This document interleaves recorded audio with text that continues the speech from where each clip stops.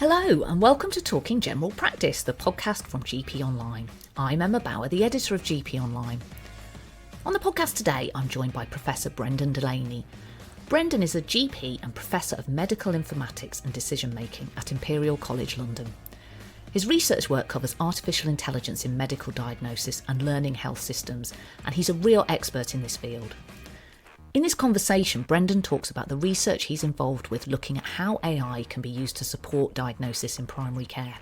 We also discuss whether developments in AI medicine could de-skill doctors, the vital importance of medical device regulation, and the key issues of clinical liability and data security. Brendan also shares his thoughts on the government's vision for an AI-enabled NHS and how he hopes this new technology could shape general practice in the coming years. This is such a fascinating conversation about a rapidly evolving area of medicine, so I really hope you find this as interesting as I did. This episode of Talking General Practice has been supported by Dexcom. Season 2 of Dexcom's podcast Diabetes Dialogues is here, and they'll be discussing type 2 diabetes. New voices, fresh insights, and real conversations you won't want to miss. If you haven't heard of Dexcom, they've been developing continuous glucose monitoring systems for over 25 years, empowering people living with diabetes to make informed decisions and improve their glycemic outcomes. And Dexcom has more level 1 evidence than any other CGM brand. This season, Dexcom will be tackling the topics that matter most, inviting expert healthcare professionals to share fresh perspectives, challenge conventional thinking, and open up meaningful conversations about how we care for people living with type 2 diabetes. You'll hear from GP Dr. Jackie Elliott, GP Dr. Sarah Davis, Professor Sam Saidu, and Dr. Waqas Tahir on the future of type 2 diabetes, the role of the GP in management of type 2 diabetes with Dr. Sarah Davis, plus episodes on health economics, technology, and approaches to management of type 2 diabetes and more. Season 2 is now streaming, so tune in, subscribe on Spotify, Apple Podcasts, or wherever you listen, and be part of the conversation about changing type 2 diabetes care. Dexcom's Diabetes Dialogues podcast has been created and fully funded by Dexcom UK and Ireland, and is intended for healthcare professionals practicing in the United Kingdom and Ireland. I'm delighted to be joined on the podcast now by Professor Brendan Delaney. Brendan is a GP in London and Professor of Medical Informatics and Decision Making at Imperial College London. He's also a faculty member of Imperial's Cross-Faculty Institute in Applied Artificial Intelligence and chair of the college's Faculty of Medicine's AI Research Committee. Thanks very much for coming on the podcast, Brendan. You're welcome. So AI is really obviously a very hot topic across all industries and sectors at the minute. But how did you become interested in technology as your specialist area when it comes to research?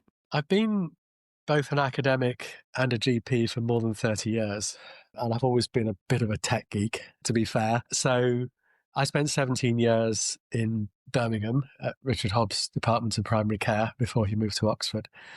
And I was always interested in how to use computers to do research better, new methods of data analysis, ways of linking practices and primary care networks into research networks. And I think ever since I was a GP registrar back in early 1990s, I'd had an interest in trying to improve diagnosis, because I think diagnosis is the core to how GPs add value to medicine. You know, we are the port of call for diagnosis, and it's where we really fall down. So that's been a very long-standing interest of mine. Your interests around health service research, machine learning, model validation and evaluation, that's what it says on the website anyway. So what specifically are you working on at the minute? The diagnosis work produced a little group of papers funded by an EU project.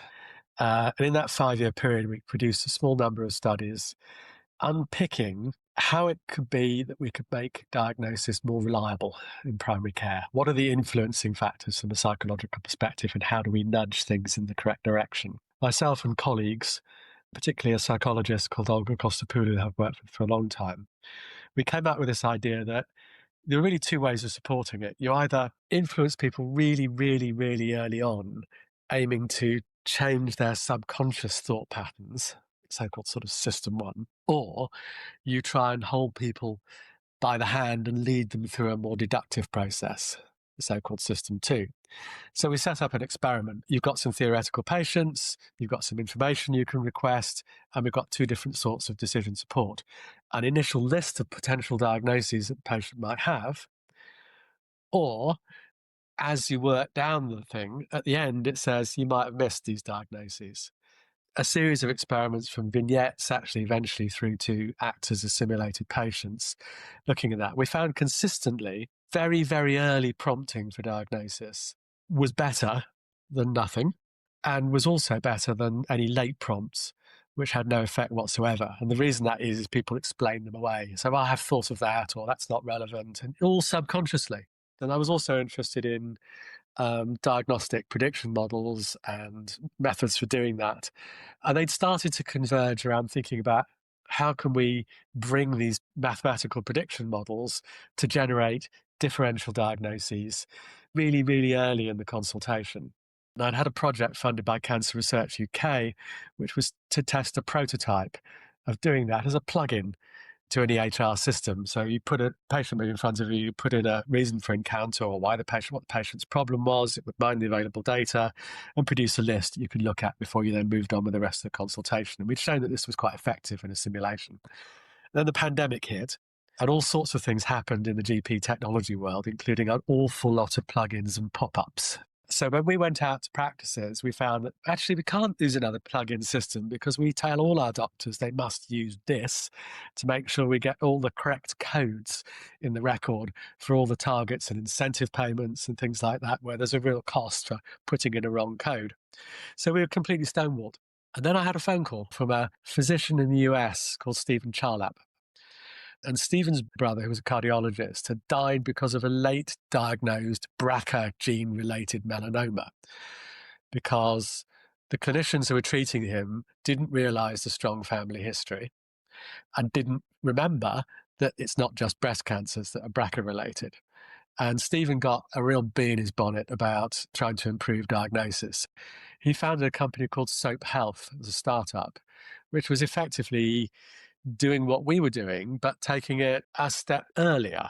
So it was using a set of AI technologies to produce an avatar-based virtual doctor that would take a full medical history from patients before approaching the practice. So imagine all those really clunky e-consultation methods with odd scraps of text that patients find extremely frustrating and clinicians find extremely frustrating on the other end, but actually done in-depth, interactive, and able to take a full unbiased history, which we know from our work, that the questions that you ask are biased on the history that you're formulating in your mind. He said, I've got this thing where I can present doctors with a full history, and I'm interested in building into that your work on setting up this initial differential diagnosis. And we started doing some work like that in the US. So actually what you would get is a workflow where patients say, I've got a problem. They link on, they talk to Eve, as she's called.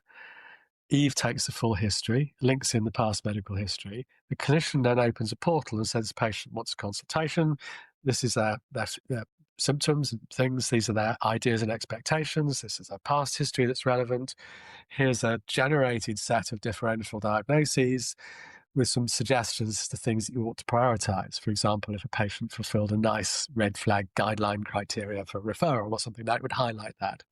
So the clinician then looks at that and they say, okay, what am I going to do with this patient? Now, you could say, well, just click a button and refer them, but actually people and doctors like the human contact. So you would book you in, and then you start the consultation having set up in the right way with all the evidence. So your consultation would be about testing it, sounding it out, making sure you're happy that it's clear, making sure the patient understands what's going on, and then actioning what's necessary. So we decided we'd work together and look for some grants. So we got a grant from the NIHR Invention for Innovation program on a cancer early detection call. So we're currently working on that grant. We're first year through. And that has three aims. First of all, to take Eve, which is of course a medical device, and to do the necessary clinical study to compare the Eve history with the GP history independently, with the approval from the MHRA to do that study. Secondly, to refine the differential diagnosis engine, which is also a medical device, because both these things influence care. And you can't just drop these things into ChatGPT or whatever, or your favorite GPT, and get an answer from it, because that's not regulatable, it's not reliable. But to build an explainable, transparent AI system for doing this in the background, which is what we're working on, and then to do some pilot evaluation of the combined thing working through. Because I think my vision of the future of general practice is that it will be augmented by avatars, advanced chatbots, things that do stuff, and things that recommend, suggest, summarize at every single point where you're working in the system. That's what I'm doing. It's a lot of fun. It sounds really fascinating. AI is going to have a massive impact across all areas of life. There's going to be people who will rush to embrace it enthusiastically and be very keen on it. And then there's going to be a lot of people who are quite sceptical. And I suppose one of the things in medicine is there's a bit of a worry is that sort of an over-reliance on AI and using tools like this could de-skill doctors maybe and erode what makes medicine medicine. I mean, what would you say to that? How do we ensure that things like you're developing, they act as a support to doctors rather than replace them? Oh, it's a very interesting question. I think, first of all, was the reflection that this comes up with any kind of technology.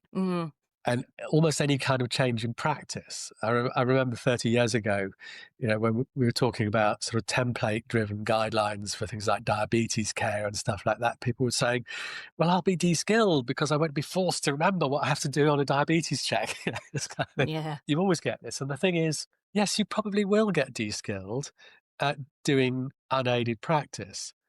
But if your practice with the aid is better than your practice alone, what's wrong with that? There's a study that was published about a couple of months ago, showing that people doing colonoscopies using an AI tool to identify polyps were less good at identifying the polyps when they didn't use the tool, having got used to using the tool. And then people were saying, look, it's evidence of de-skilling, and you can't do it. But actually, the polyp pickup rate was much better with using the tool. So it's just a natural consequence. And I think our professional practice molds and reflects to all sorts of things: education, changes in practice, societal pressures, and AI is just one of those. Our skills will develop and change, and we'll become skilled at doing better practice with an AI. I don't think it's a threat. A few years ago, we were probably talking about AI, about how it might help sort of alleviate the administrative burden. I mean, that's obviously where people have always thought that AI would be very helpful. But do you see it having much more of a role on the clinical side of things in general practice as well as that administrative? I mean, how do you see AI impacting on general practice in the next sort of 5 to 10 years? How do you think it's going to change things? Well, I need to unpack that a little bit, because, I mean, AI has been around for a very long time. It goes back to Alan Turing's work in the 1950s, Fred de Domble's work on differential diagnosis using Bayesian inference in the 1960s and early 1970s. Long, long before the current round of hype based around transformers and generative pre-trained transformers, or GPT, very large language models. They are useful and they're an important tool, and they've generated a whole range of enthusiasm. Yes, you can use them for administrative tasks, but I think the key here is medical device regulation. A medical device is anything that has the potential to change or influence patients' treatment, diagnosis, or prognosis.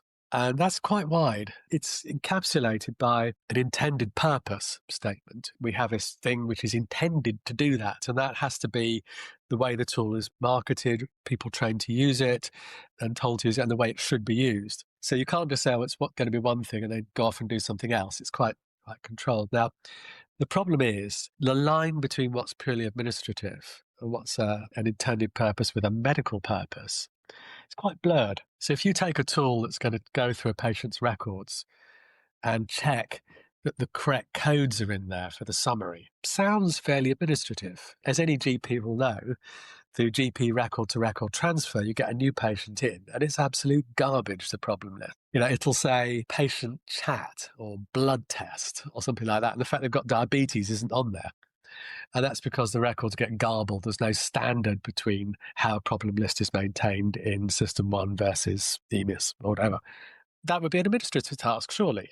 But actually, no, because the fact that a code is or isn't on the problem list is going to influence the care when someone quickly looks at the problem list when the patient comes in, they haven't seen them before. That administrative bookkeeping task becomes a medical device.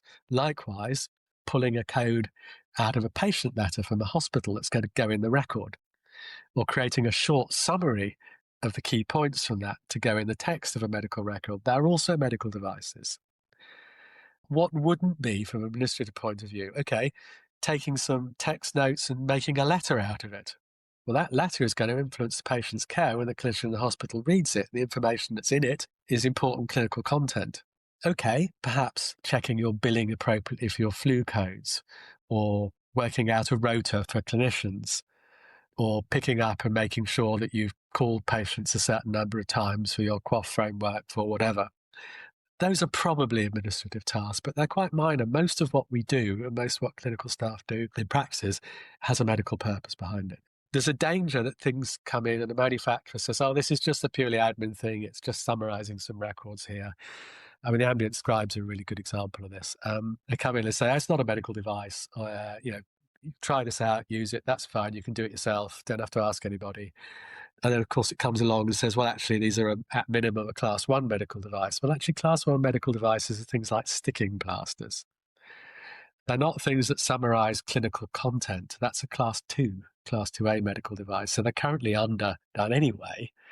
And then you've got the more useful things. So if you grasp that and say, yeah, these are medical devices, let's do it properly. And let's show that we can safely support clinical practice and it's effective in supporting clinical practice, hence the work on differential diagnosis generators, then you can really have an important impact. Decreasing the risk of diagnostic error, critically important. Making sure that patients have the appropriate checks and things done, things don't get forgotten about, especially in patients with comorbidities and stuff, and weaving a way through for priorities rather than facing this forest of prompts that appear when you get a patient with a number of conditions in that, where do you start, what needs to do, it's very easy to miss stuff. So those are, I think, critical things for primary care. And we need a lot more support from the companies that are developing these things to be bold and say, yes, we are medical devices. We're going to work in that field. We're going to do it properly. When you were talking there, I immediately thought about the ambient scribes because I've looked at some of the guidance around that came out of NHS England when they first sort of started putting stuff about this. And it seemed clear to me that if you were using an ambient scribe, you needed to make sure it had MHRA approval for the right sort of level. But it seemed to me that some of these things that I'd come across did not have that. And I was just wondering, do you think it's all quite confusing? There must be loads of people coming on saying, like, use this product, it's going to make your life so much better and so much easier. And I've spoken to GPs who've used this stuff and said it's changed their lives. But do you think they really understand that the sort of ethical framework they should be working within? I think it's better than it was. If we were having this discussion a year ago, I think the answer would be no. I think the NHS England letter was long overdue and it doesn't actually go quite far enough. Sitting down and writing text is onerous, especially when you're short for time and there's lots of other things going on. So it feels like a boon. I was using one myself as a kind of pilot thing, saying to patients, I'm trying out this thing. I'm seeing what it does. Is that okay? And I did it at the time I was doing my appraisal review with patients, revalidation. So all the patient comments were with me using this thing. So it's quite interesting. It was like a mini pilot. Comments come back like, Prof. Delaney was actually looking at me when he was talking to me rather than his computer screen. It felt much more natural. It was nice to talk to the doctor rather than having the doctor distracted and squinting at the keyboard and things like that. And I think it does improve the quality of the doctor-patient interaction, which I think is really important. But I was also using it very carefully. So I have a 2-screen, and the second screen is always shared with the patient. So I would then finish the consultation. I'd say, okay, let's have a look and see what the scribe has got. So both of us would look at the thing and we'd run through it symptom-wise. Said, did you say that? Oh, I didn't quite pick that up. Okay, that's interesting. So no, that's not quite what you said, was it? Let's make it correct. And it was little things like, you need to talk through the examination so it's picked up by the scribe. And earlier in the consultation, the patient said, look at my knee, it's swollen. You say, well, examining you, I don't think it's swollen. It's no effusion here. It seems okay. But what the scribe had picked out under examination, knee swollen, because it had picked out the earlier statement, which was what the patient thought rather than what I'd said. And so you really need to watch that kind of thing. AI is like a really massive plank of the government's 10-year plan. It's placing a big bet on the fact that this is going to, boost productivity, means we won't need as many people to work in the NHS as they were predicting before, all these things. Do you think that's really a realistic vision of what AI can do for the NHS over the next 10 years? Possibly. I'm a bit of a skeptic. Yeah. There's a problem in that the current dominant AI technology, the transformer-based pre-trained model, the large language model that we've all become familiar with, basically because its ability to wrangle text in lots of ways. There is a kind of byproduct of that in that if you summarize the mathematical relationships across large corpuses of text, that does accidentally almost represent knowledge, because the knowledge is encapsulated in the text that it's got in. So if you ask it questions in the right kind of way, you'll get back the kind of answers that you've got if you'd spent hours searching the internet really carefully, but neatly summarized for you. But that's all it is.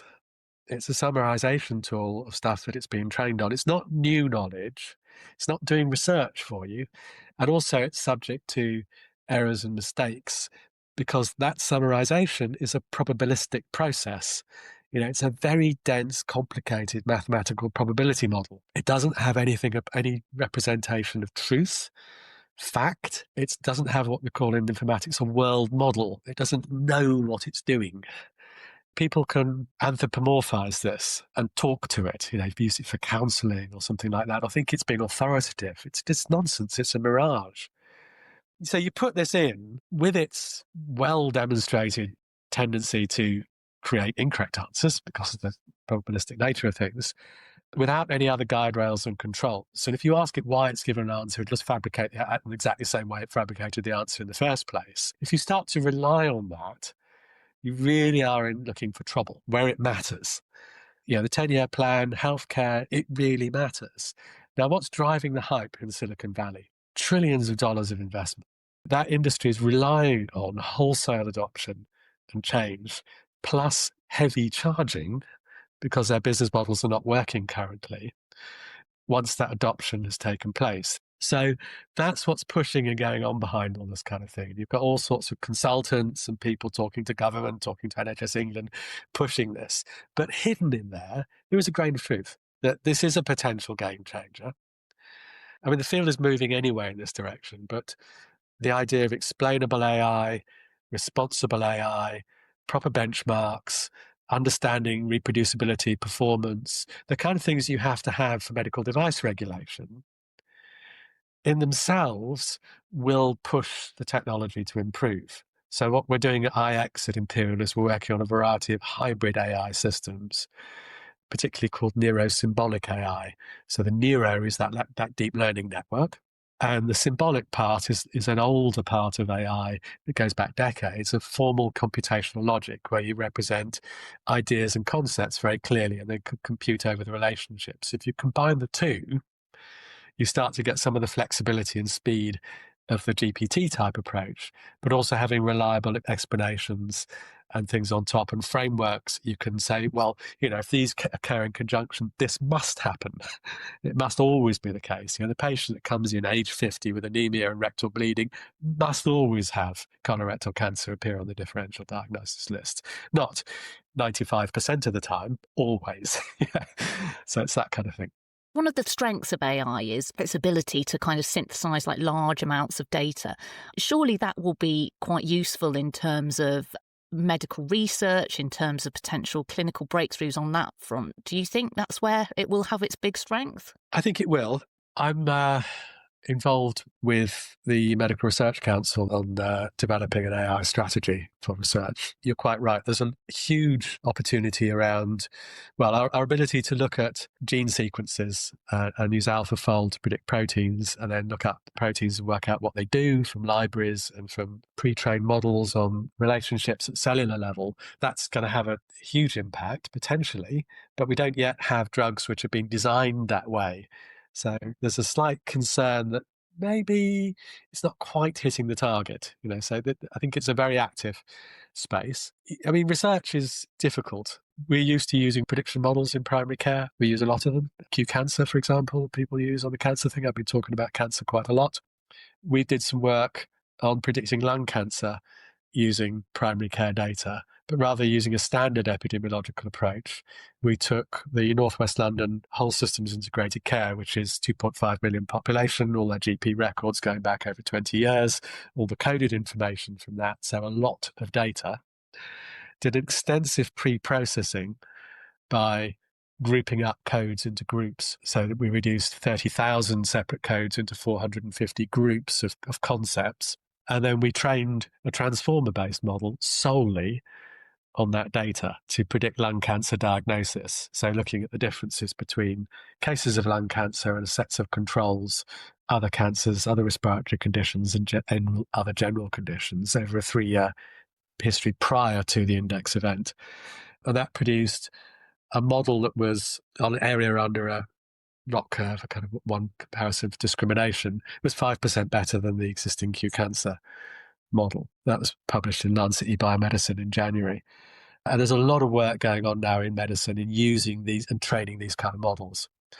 You've got other cancer diagnoses coming out. We're working with QMUL, with Fiona Walter and Garth Funston there as part of our grant. They're working on pancreatic cancer model. We need to do some more validation of our lung cancer model. There are papers coming out from UK Biobank, the Foresight group at KCH, King's UCL, on predicting next events. So rather than predicting next text, which is the way your GPT model trained on text does, if you train it on medical record codes, you can train a model to, given this series of codes, what's the next most likely event for this patient? Or how likely are they to get diabetes over the next 10 years?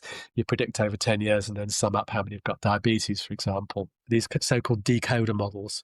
And I think that's a fascinating area and a big area of research with things. So Epic, the big EHR vendor in the US, have done some work with Microsoft where they're trying to look at whether they can kind of make an AI-enhanced EHR that does this kind of thing automatically. A little bit kind of jostling for position between the different parts of the industry. But expect to see a lot of these things over the next 10 years. That's the kind of vision that's in the 10-year plan, isn't it, really? This idea about having a single health record that then will automatically do all this risk analysis on people, that will spit out loads of stuff that the clinician can look at with the patient and talk about and help with prevention and all sorts of things. But it just seems to me, I don't know, it just seems quite far away. I mean, most GPs I talk to moan about how their computer doesn't turn on very well in the morning. And hospitals are even worse with some of the IT systems they have, as far as I can tell. So it just seems quite far away and quite far away from the reality of what most people's experience is. Reality check, yes. I mean, it's change management. Yeah. Now, what do we need for change management? You need to finance the change management. You can't magic change without putting any resource in to do that. It's worse than that, because the people who are going to be doing that change, you can't dictate it at national level. It involves close local integration, working, dealing with practices, groups of practices. It's the kind of work that ICBs need to be doing. One of my other hats at Imperial, I'm Deputy Director for the Diploma in Digital Health Leadership that Imperial run for NHS England, so I'm a little bit careful what I say. You've got a group of people who are key, crucial technologists at certainly regional level, dipping down with the local links to make this kind of stuff work.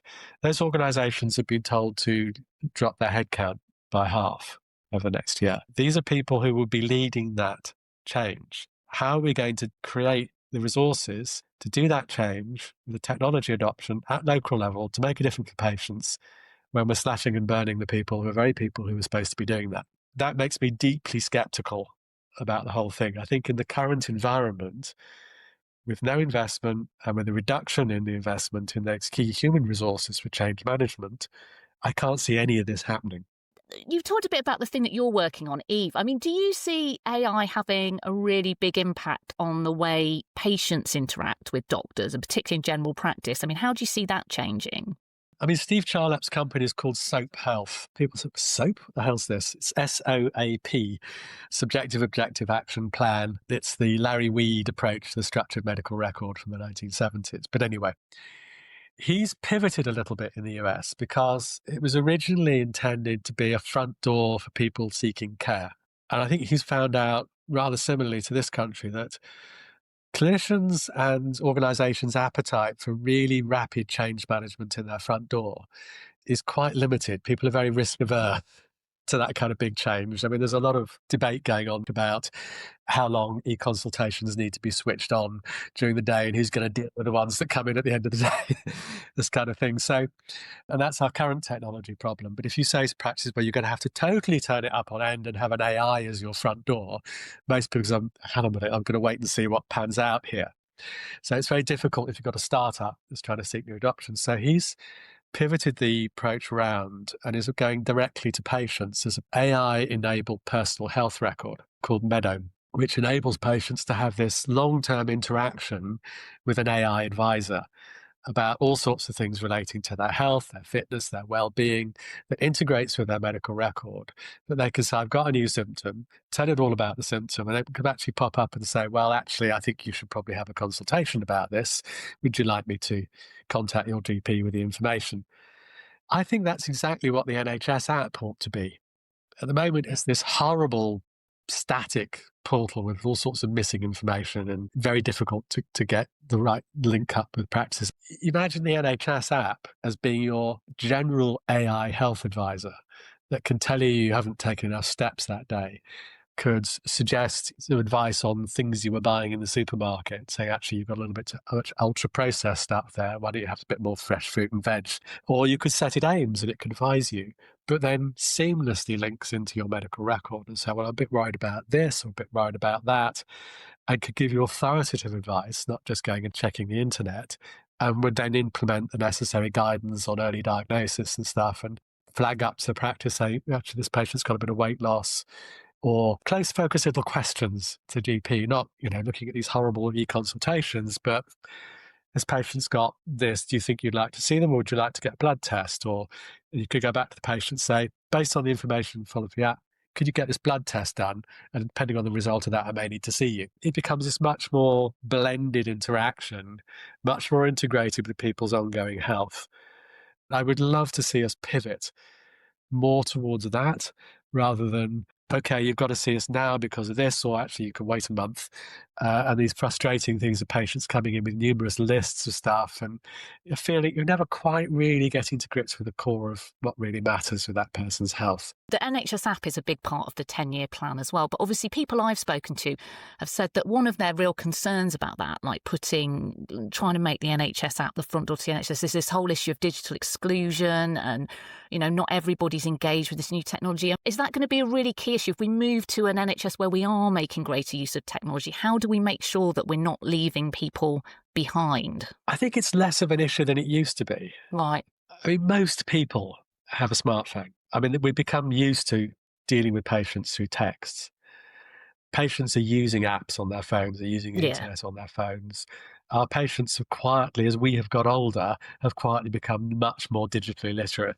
There are pockets of kind of real deprivation, homeless people, people with mental health issues and things that they can't deal with it, people with language issues, although translation is becoming ubiquitous now on phones. The ability to link in with a translator app almost automatically. I think we need to be aware of it, and I think we always need to provide an alternative route. Someone can call, someone can have a relative pop round, someone can walk in. That has to always be there. You can't put a digital barrier. But I think avoiding digitization because of the risk of exclusion was the wrong thing. You get more exclusion through that route. There is a lot of concern among doctors about certain aspects of AI. I mean, one thing that seemed to come up quite a lot was about data security, what's happening with patients' information. And the other thing's obviously about clinical liability. I mean, are those two issues we should be worried about? And what are your thoughts on those two issues? Okay, let's talk about security first. It's rightly a concern for the clinicians to be concerned about information security. I mean, it's part of our role. Although I think we're worrying in the wrong area. Most of the concern is about who has access to the record and could patients' information leak out? Could it be vicariously identified? And there is an enormous amount of work that's gone into anonymization procedures, secure data environments, and safe ways of handling patient information. And I have no concerns really whatsoever in terms of the secure data environments. For many years, data has been going all sorts of places without actually people really realizing it. However, I think it's appropriately dealt with. The security safeguards are there. What we have little understanding over is cybersecurity attacks, where wholesale chunks of data can be removed by hackers having gained access to a system. And that's more and more and more of a threat. So AI-driven cybersecurity attacks are becoming a thing where the AI can literally impersonate an administrator and get information from a human without them even thinking that this is incorrect. My practice was affected by the Synovis incident. The hackers had 4 days of access to the system to lock it all down, post messages, steal data, which was subsequently published and stuff. There's more and more talk of commercial effects, Marks and Spencer's, Jaguar Land Rover. These are sophisticated attacks, very sophisticated, not those blunt things before. It's only a matter of time before a major NHS network gets cyber attacked in the same way, often by state actors posing as these networks of hackers and stuff. But there are states around who would just love to disrupt major functionalities in the UK by doing that. That's the major threat. And with some of the AI technologies that we haven't really talked about so much, things like agentic agent systems, things that autonomously do various things in the background with things, they actually themselves present major security risks from the cybersecurity point of view.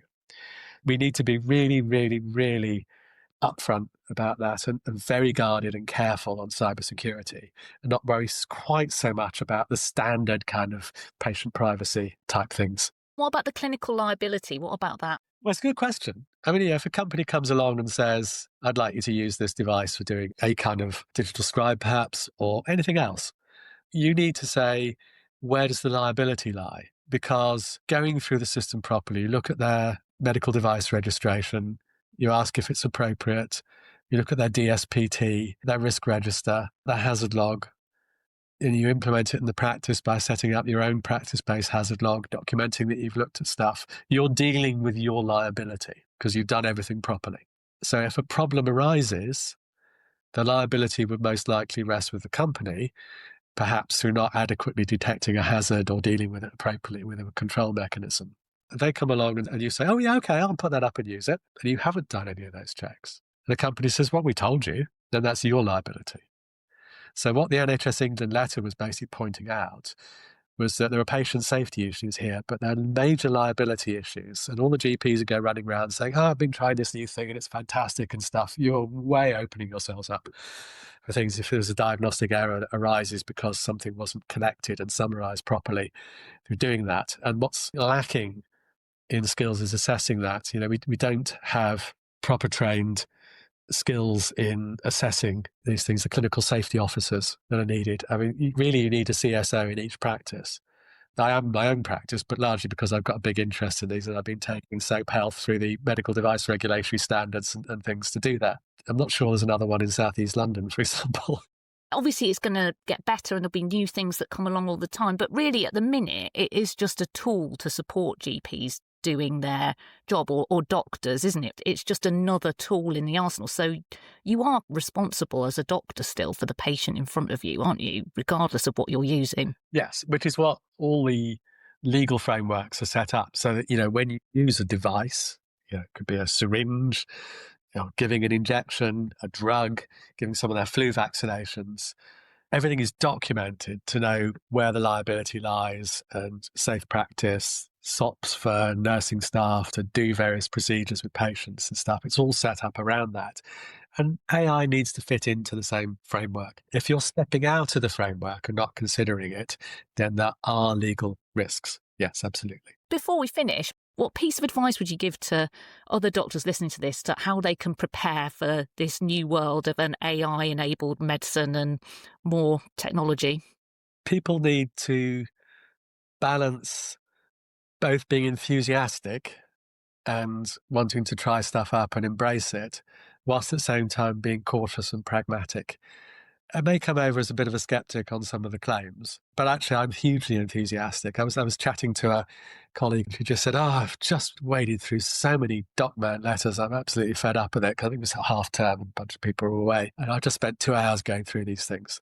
And I said, well, it would be really nice in the future, wouldn't it, where you could sit there with a cup of coffee at the end of surgery and you could say to your AI assistant, okay, what's the most important hospital letter that I've got to look at? What do I need to do now? Okay, comes back. We have a patient with a new diagnosis of cancer, needs a quick call. contact. And there's another patient who's had a major medication change. Do you want me to task the pharmacist to do that for you? Yes, thank you. And you could do this just by chatting over it, work your way through the high priority stuff, and then say, well, and then there's a bunch of stuff which needs filing. Do you want a quick summary to look on the screen? Okay, yeah, those look okay. Yeah, you can file those. Just help you through your day. And she said, that would be fantastic. And I said, yeah, well, I think that's eventually where this is going to go, but it'll take a little while to get there. And I am optimistic. Yeah, well, that would be great, wouldn't it? I mean, if it just makes people's lives a bit easier as well, and then potentially some wonderful, medical breakthroughs alongside it, as well as stuff that can help GPs diagnose things more accurately. Well, that would be brilliant, wouldn't it, if that's where we end up? Well, there's going to be fewer and fewer GPs, more and more patients, more and more things to do.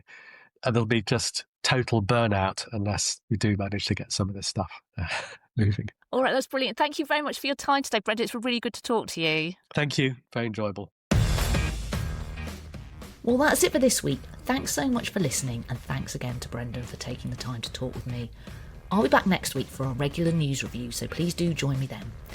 In the meantime, don't forget you can keep up to date with all the latest news affecting general practice and access lots of other resources on our website at GPonline.com.